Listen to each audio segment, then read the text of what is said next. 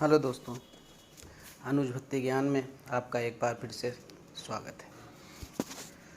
हम बात करते हैं मौत की। सुनकर बड़ा आश्चर्य लगा होगा किस तरह से हम लोगों ने आधुनिकता के नाम पर मौत को एक व्यापार बना लिया है। आज बात करते हैं उस व्यापार की। थोड़ा समय लेंगे। आप लोगों से प्रार्थना है कि कृपया पूरे विचारों को सुनने का प्रयास कीजिएगा। शायद ये विचार, ये बातें और आज का टॉपिक जिस पे हम लोग बात कर रहे हैं आपके दिलों को, आपके हृदय को झकझोर दे और हम जिस प्रयास में हैं या जो प्रयास करना चाह रहे हैं उस प्रयास में कहीं तक सफल हो पाएँ। आओ मौत का करें आलिंगन, क्योंकि हम मौत से प्यार करते हैं। मौत से प्यार नहीं, मौत तो हमारा स्वाद है। स्वाद बकरे का, स्वाद पाए का, स्वाद तीतर का, स्वाद मुर्गे का, हलाल का, बिना हलाल का, ताज़ा बच्चे का, भुना हुआ, स्वाद छोटी मछली का, बड़ी मछली का स्वाद, हल्की आंच पर सिका हुआ, ना जाने कितने बल्कि अनगिनत स्वाद हैं मौत के। क्योंकि मौत किसी और की और स्वाद हमारा। स्वाद से कारोबार बन गई मौत। मुर्गी पालन, मछली पालन, बकरी पालन, पोल्ट्री फार्म्स, नाम पालन और मकसद हत्या। स्लाटर हाउस तक खोल दिए, वो भी ऑफिशियल। गली गली में खुले नॉन वेज रेस्टोरेंट। मौत का कारोबार नहीं तो क्या है? मौत से प्यार और उसका कारोबार इसीलिए क्योंकि मौत हमारी नहीं है। जो हमारी तरह बोल नहीं सकते, अभिव्यक्त नहीं कर सकते, अपनी सुरक्षा स्वयं करने में समर्थ नहीं है, उनकी असहायता को हमने अपना बल कैसे मान लिया कि उनमें भावनाएं नहीं होती या उनकी आहें नहीं निकलती। डाइनिंग टेबल पर हड्डियां नोचते बाप बच्चों को सीख देते हैं, बेटा कभी किसी को दिल नहीं दुखाना, किसी की आहें मत लेना, किसी की आंख में तुम्हारी वजह से आंसू नहीं आने चाहिए। बच्चों में झूठे संस्कार डालते बाप को अपने हाथ में वो हड्डी दिखाई नहीं देती जो इससे पहले एक शरीर थी, इसके अंदर इससे पहले एक आत्मा थी, उसकी भी एक माँ थी जिसे काटा गया होगा, जो कराहा होगा, जो तड़पा होगा, जिसकी आहें निकली होंगी, जिसने बद्दुआ भी दी होगी। कैसे मान लिया कि भगवान तुम इंसानों द्वारा की गई रचना है?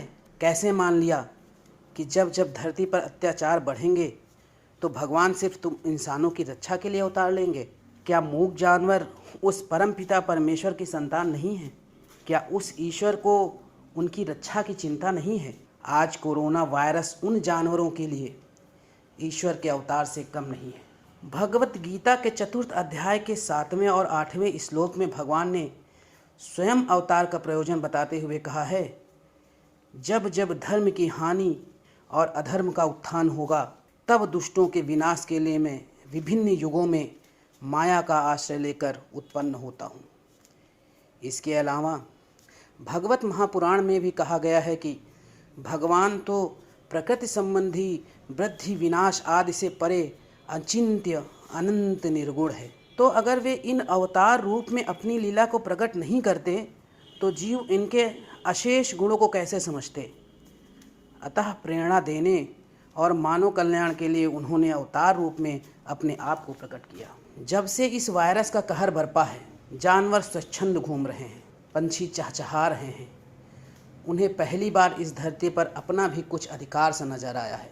पेड़ पौधे ऐसे लहलहा रहे हैं जैसे उन्हें नई जिंदगी मिली हो।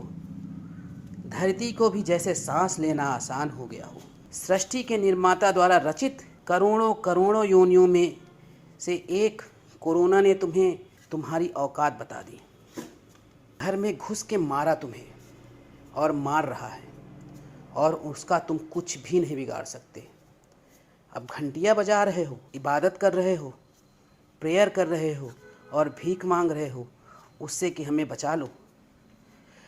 धर्म की आड़ में उस परमपिता के नाम पर अपने स्वाद के लिए कभी ईद पर बकरे को काटते हो, कभी दुर्गा माँ या भैरव बाबा के सामने बकरे की बलि चढ़ाते हो, कहीं तुम अपने स्वाद के लिए मछली का भोग लगाते हो।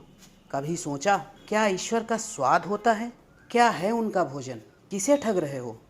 भगवान को तुमने तो उस एकमात्र परम पिता के भी बंटवारे कर दिए। मंगलवार को नॉनवेज नहीं खाता, आज शनिवार है इसलिए नहीं। नौ दुर्गे में तो सवाल ही नहीं उठता। झूठ पर झूठ, झूठ पर झूठ, झूठ पर झूठ। फिर कुतर्क सुनो। फल सब्जियों में तो जान होती है, तो सुनो, फल सब्जियां संसर्ग नहीं करती, ना ही वो किसी प्राण को जन्मती हैं, इसीलिए उनका भोजन उचित है। ईश्वर में बुद्धि सिर्फ तुम्हें दी, ईश्वर, ताकि तमाम योनियों में भटकने के बाद मानव योनि में तुम जन्म मृत्यु के चक्र से निकलने का रास्ता ढूंढ सको। लेकिन तुमने इस मानव योनि को पाते ही स्वयं को भगवान समझ लिया।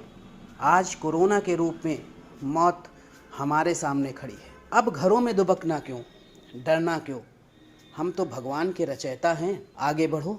क्यों रुके हो? मौत से प्यार है ना, मौत तो स्वाद है ना। तुम ही कहते थे कि हम जो प्रकृति को देंगे वही प्रकृति हमें लौटाएगी। मौतें दी हैं प्रकृति को, तो मौत ही लौट रही है। बढ़ो, आलिंगन करो मौत का।